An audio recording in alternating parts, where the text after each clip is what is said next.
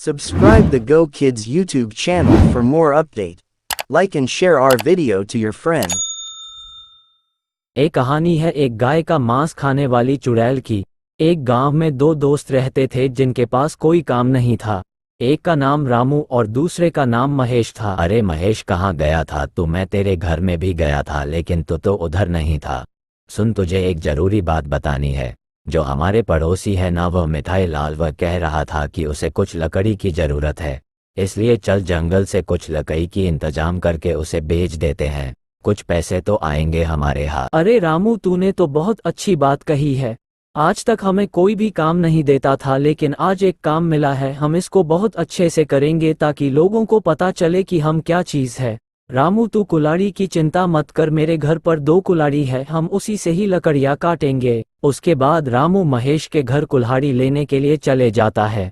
दोनों एक एक कुल्हाड़ी लेकर जंगल की और लकड़ियाँ काटने के लिए निकल जाते हैं। गांव में एक नया मुर्गे का मांस का दुकान खुला हुआ था। बेटी, आज मैं मेरा एक बहुत ही जरूरी काम के वजह से शहर जा रहा हूँ।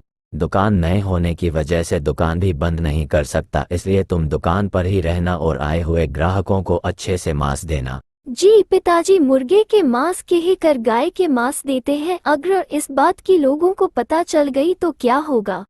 वह तो हमें नहीं छोड़ेंगे, हमें गांव से निकाल देंगे।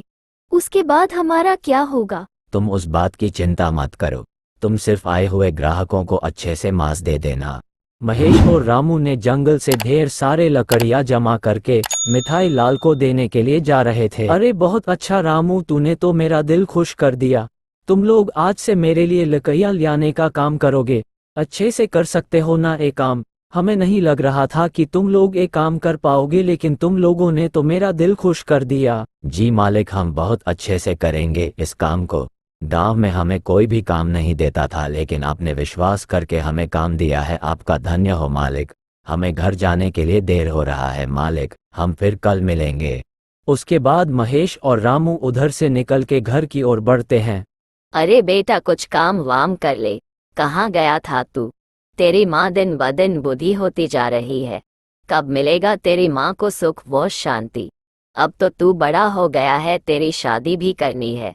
क्या मैंने कुछ गलत कहा क्या बेटा? नहीं माँ, आपने कुछ भी गलत नहीं कहा है। माँ, आपके लिए एक खुशखबरी है।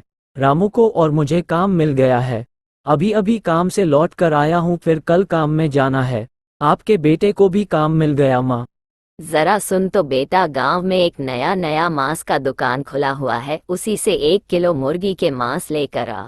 उसी दुकान से मांस लेकर आऊंगा। उसके बाद महेश गांव के उस नई दुकान पर मांस लेने के लिए चला जाता है। जी कहिए, आपको क्या चाहिए? मेरे लिए 1 किलो मुर्गे का मांस बना दो। क्या तुम अकेले ही चलाती हो इस दुकान को? नहीं, मैं और मेरे पिताजी मिलकर चलाते हैं इस दुकान को। तुम तो बहुत ही प्यारी हो, तुम्हें देखकर तो मुझे प्यार हुआ। क्या तुम मेरे साथ जीवन बिताना चाहोगी? मैं तुम्हें रानी की तरह रखूंगा। जी, हमें भी आपको देखकर बहुत अच्छा लगा। आप देखने में शरीफ भी हो और अच्छे भी। आपकी बात करने के तौर तरीके हमें बहुत पसंद आया।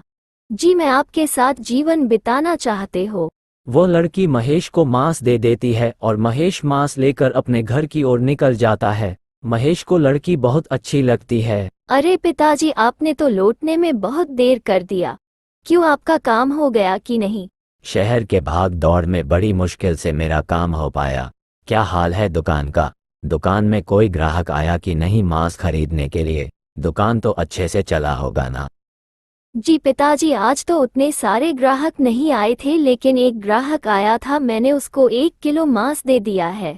अरे महेश, मांस लाया कि नहीं तूने? हाँ माँ, मैं मांस लेकर आया हूँ। माँ, मैं आपको एक बात बताना चाहता हूँ। जब मैं मांस लेने के लिए गया तब उधर एक सुंदर लड़की थी, जिसको देखकर मुझे प्यार हो गया। वह भी मुझसे प्यार कर बैठी। मैं उसके साथ जीवन बिताना चाहता हूँ माँ। अरे यह तो बहुत अच्छी बात है, आखिरकार मेरे बेटे को लड़की पसंद आ ही गई। कैसी दिखती है वो लड़की? मुझे एक बार नहीं मिलाएगा उससे? जो भी हो अच्छी होगी, मेरे होने वाली बहू जो है।